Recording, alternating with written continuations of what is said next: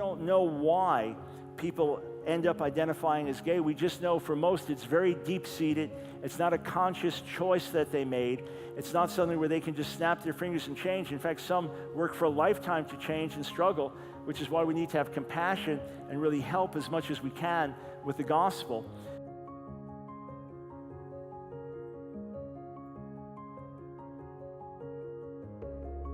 So there remains no reputable scientific evidence that anyone is born gay, but even if they were, it wouldn't prove anything. There are scientists who talk about an obesity gene, or a violent gene, or a ruthless gene. Some even claim they recently discovered an adultery gene. Try that out, man. Go home and tell your wife, I was just born this way. Don't think anything of it. I was just born this way. If you do have an obesity gene, do you have a fat pride parade? No, you work harder to deal with your weight. So even if someone was born that way, fine, could be. That was theologically, I have no issue with it because we must be born again. We're a fallen race. But there's no reputable scientific evidence for it, nor can you make a moral judgment based on that. Any more than if a guy beats up a gay guy and says, I was born with a homophobia gene. I was born with a violent gene. Even if there was such a thing, it doesn't justify the actions, all right? What we do recognize is many people from their earliest memories feel different. From their earliest memories, they remember being attracted to the same sex or feeling, say with transgender, that they were trapped in the wrong body.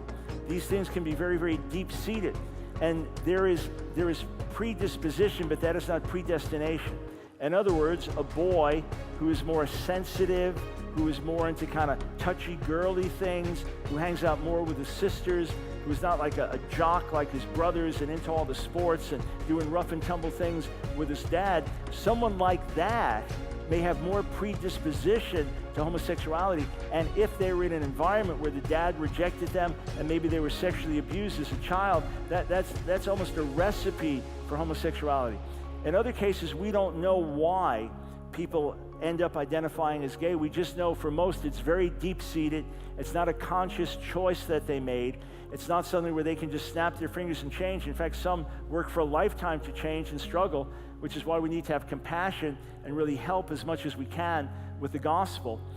It should also be noted that when it comes to sexual abuse, there is a disproportionate amount of those who identify as lesbian, gay, bisexual, who have been sexually abused growing up, a disproportionately high number. Every professional counselor I've spoken to confirms it. Studies I've read confirm it. Pastors of counsel confirm it. Gay activists will say it's bogus, but it seems to be an accurate statistic.